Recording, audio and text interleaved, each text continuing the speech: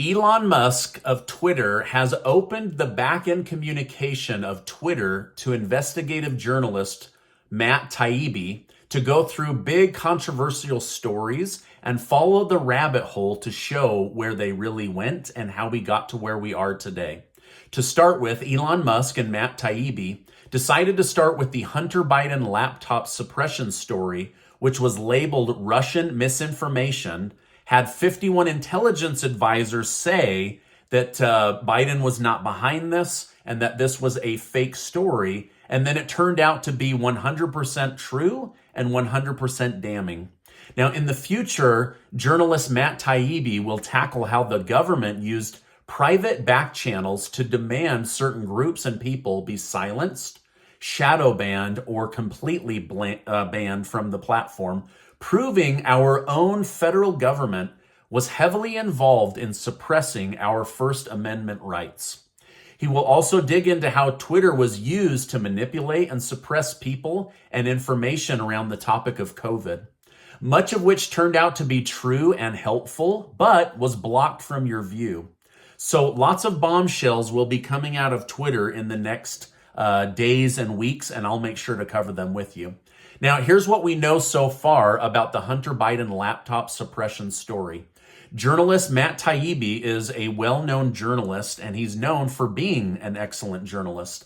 However, many of his cohort journalists and supposed journalists are now hating all over him on the internet, saying, "Why would you get involved in this story? You're a terrible person. You shouldn't be covering these topics."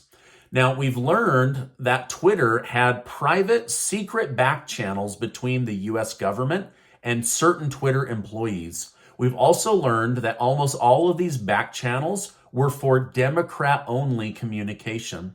So hidden communication channels and private email accounts were set up between government officials and and Twitter employees. We've also learned the federal government and the FBI had weekly meetings with Twitter on what communication was allowed, who was allowed, or who should be removed or banned. The Biden administration had deep connections and favors with Twitter, while Joe Biden was both running for president and even now as an acting president. In fact, there is a huge lawsuit between Louisiana and Missouri versus the federal government for people like Fauci and Jen Psaki calling for people and posts to be removed, basically making Twitter an arm of the federal government, which is illegal. Now, I do want to point out that there were also favor requests from the Trump administration and the Trump election team. So it went on both sides, but it was heavily tilted towards Democrat leaders. It's also become obvious that the Democrat Party has a much deeper connection with big tech than Republicans do. For example, it was discovered that Twitter donated $165,969 to Democrat leaders and only $451 to Republican leaders. Basically like 99.5 to 0.05. A huge discrepancy in how they chose to donate their money. Now, on October 14th of 2020, the New York Post, one of the oldest and most respected newspapers in the United States, after speaking with their lawyers, triple checking everything, they broke a bombshell expose news story that linked then presidential candidate Joe Biden to many bad or illegal business dealings in foreign countries such as Ukraine and China to his son, Hunter Biden. The post was blocked very soon after, and Twitter went into full panic mode. They suppressed all major news stories in favor of one presidential candidate. This is when the chatter on Twitter's internal communication system went absolutely bonkers. They had suppressed a major newspaper and a bombshell news story. The company simultaneously started working with their teams and lawyers on a good reason to keep the story blocked, right? Kind of like when someone is arrested and they say, if we don't dig something up on these guys, we're going to have to let them out of jail, right? So this is what's going on. They've now put this story in jail, but they don't have a good reason. So they go and they invent a reason. They completely fabricate a reason to suppress this story. Now, while the other teams were working around the clock to block this story anytime somebody else on Twitter posted it.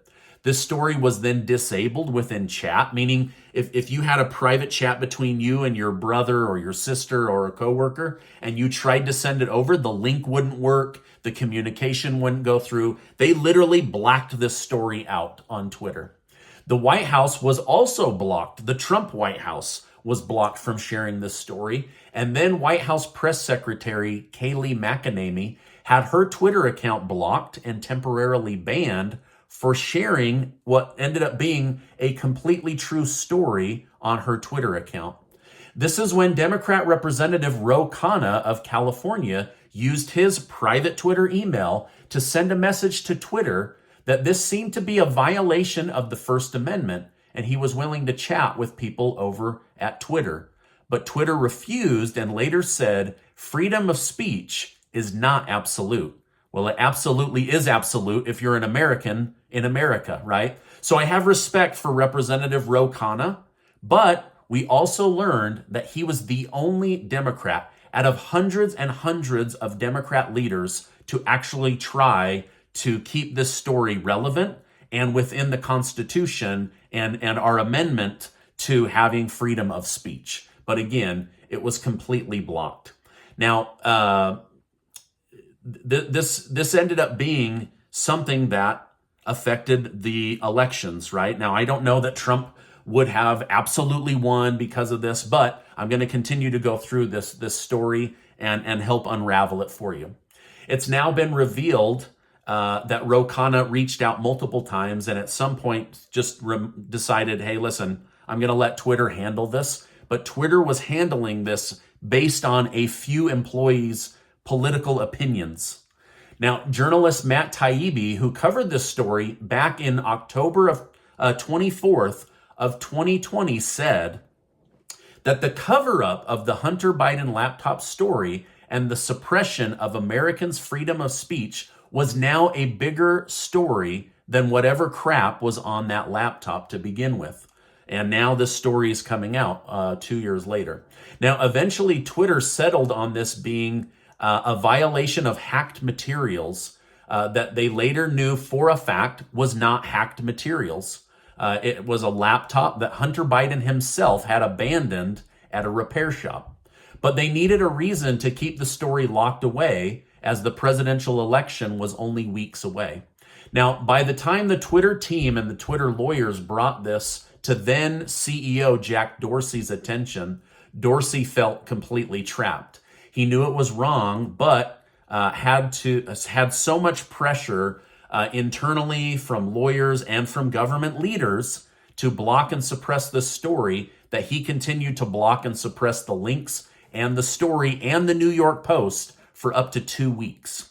Now, this story was suppressed with such speed and with so much fear that Google, Facebook, and YouTube all jumped on the bandwagon to suppress this story and punish anyone who dared to talk about it. Hopefully they don't punish me today. Now, to this day, I still meet Democrat friends and family and Republican friends and family that know nothing about this scandal. They know nothing about this story.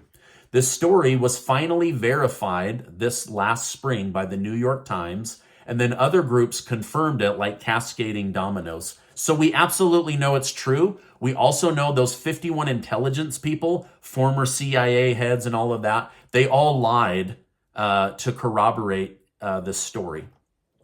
In fact, a new poll showed that 13% of voters said they would not have voted for Joe Biden had they known the truth of this story. That's close to 9 million votes being changed because of the suppression of one news story. Now, of course, former President Donald Trump is calling for a new election or for the removal of President Joe Biden, but I do not believe that this is going to happen. Biden isn't just going to voluntarily step down or say, let's have another election. But I do believe that the GOP-led House of Representatives is going to further investigate this story, and it looks like Twitter and these independent journalists are going to be allowed to tell that story. So this is the Twitter files that was released, and tons of chatter over the last couple of days. I wanted to really understand it before I came on. I saw a lot of people were going live and then they were sharing bad information. And so I wanted to bring you the information once it had a chance to actually get out into the news.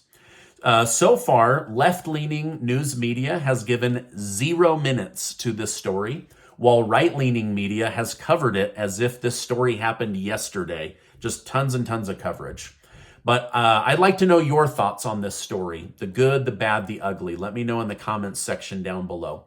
Also, you'll have to decide how big of a deal was this story to the presidential election. The Washington Post said today, this story is a total dud, while the Daily Mail said it doesn't prove the election was rigged, but it does show the Biden team had their thumb on the scale to tilt information in their favor. Again, let me know your thoughts in the comments down below. Now, according to Elon Musk, he will allow journalist Matt Taibbi and also journalist Barry Weiss to start looking into other government collusion and cover-up between Twitter and the federal government and also the COVID situation. Hey, thanks for stopping by today. Stay amazing, and I'll see you on the next video.